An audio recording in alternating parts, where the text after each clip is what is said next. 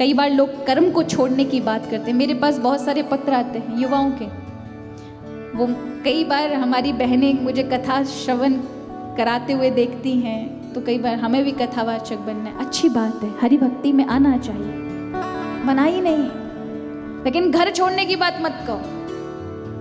अगर आपका स्वभाव बना है ऐसा कि बचपन से आपके अंदर संतत्व के गुण पूर्ण रूपेण है, तो अपने आप आपका जीवन वैसे ही ठाकुर जी लेके जाएंगे, उतनी सुगमता से। कहीं भटकने कहीं, आजकल तो आश्रमों का आप सहारा लेंगे, वहां पर भी बड़े झंझट है। घर में रहकर भक्ति करो।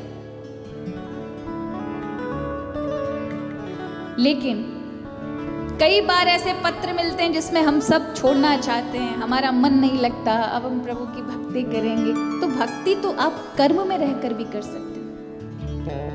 मुझे बचपन से भगवत कथा कहने का अंदर से ही वो खुशी है। ये मेरा समझ ली स्वधर्म ही भगवान ने बनाकर भेजा है। अगर इसमें समय चक्र और धन की मर्यादा भी नहीं मिले तो भी मैं कथा कहना नहीं छोड़ सकती।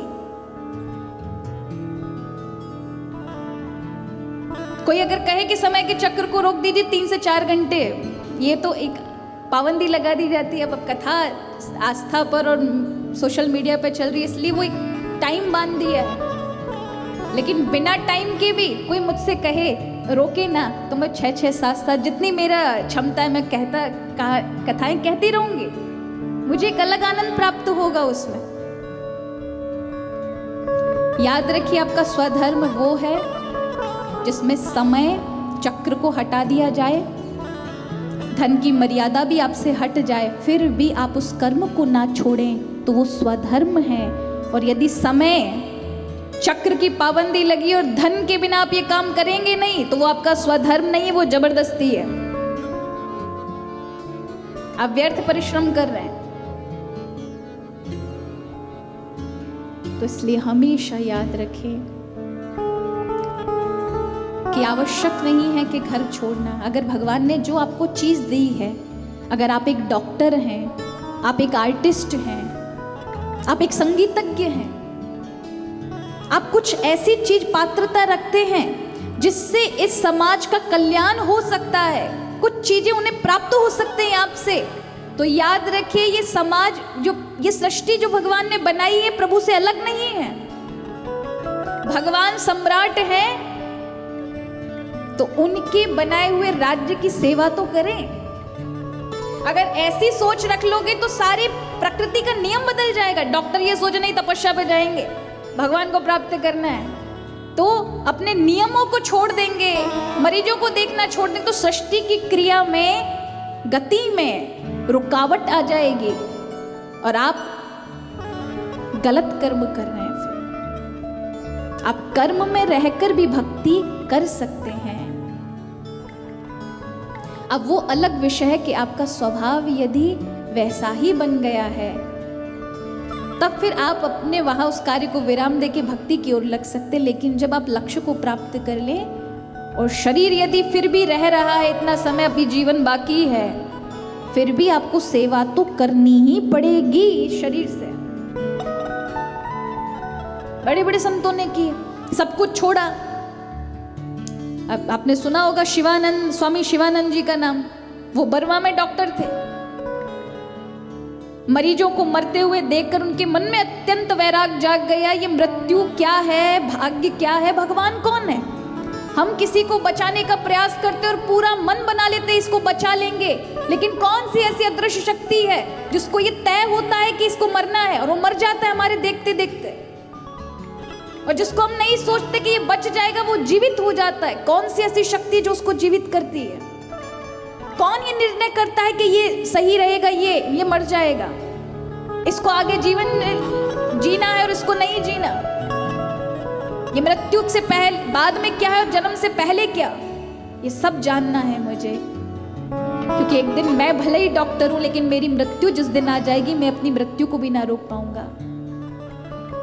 तो वह ऋषिकेश आ गए उन्होंने एक संत से मिलकर के संत दीक्षा ले ली। संत ने कहा तुम समाज की सेवा करो ना, भगवान ने इतनी सुंदर पात्रता दी है, डॉक्टर हो तुम अच्छे। कहा नहीं महाराज, अगर मैंने डॉक्टरी में अपना जीवन लगाया तो मैं इस ज्ञान को प्राप्त नहीं कर सकूंगा। मुझे सत्यता को जानना है, आखिर जन्म मृत्यु का प्रारब्ध क्यों, क्या कोई कर्म है या भाग्य है, कौन सी ऐसी अदृश्य शक्ति मुझे जानना है।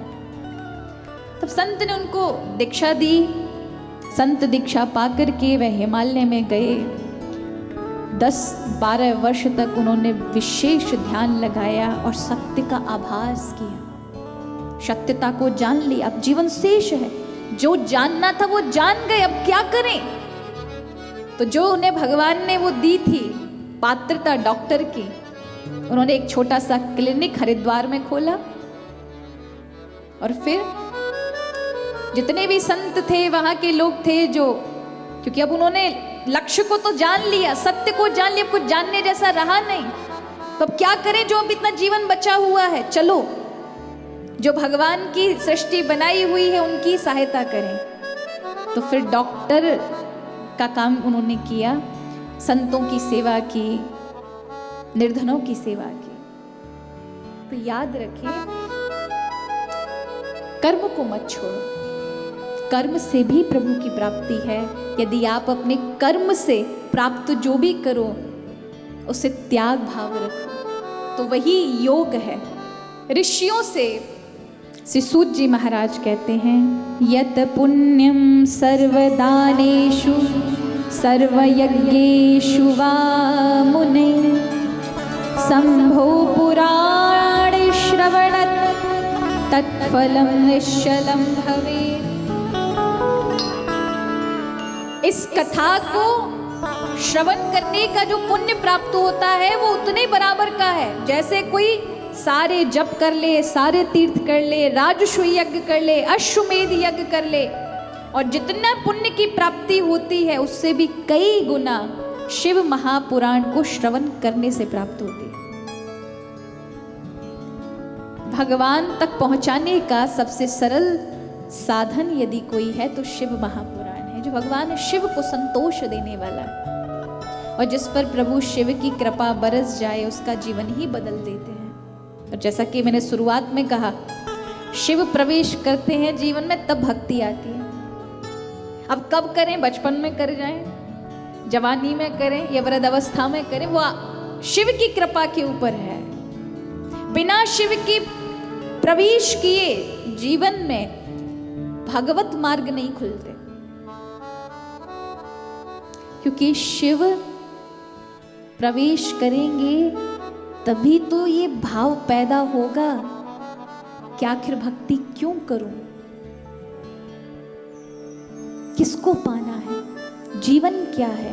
ये जिज्ञासा जब तक जागृत नहीं होगी, दुनिया में कितना भी भरा पड़ा ज्ञान हो किसी काम का नहीं है।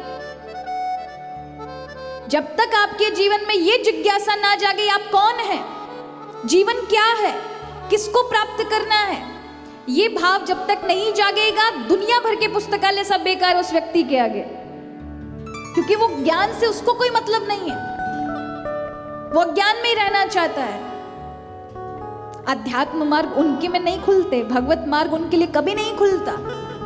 किन के लिए खुलेगा? जिनमें शिव प्रवेश करेंगे, श्रद्धा आएगी, भाव बनेगा, जीवन को सही तरह से जीने की लालसा होगी, जीवन क्या है इस विषय को समझने की जिज्ञासा उत्पन्न होगी। और याद रखिए, हमारे सारे शास्त्र जिज्ञासा पर से ही प्रकट होते हैं। अब ऋषियों ने भी जिज्ञासा की है ना, महाराज सही बताइए, सार बताइए, जीवन का लक्ष्य क्या, ये जिज्ञासा है, जानने की इच्छा।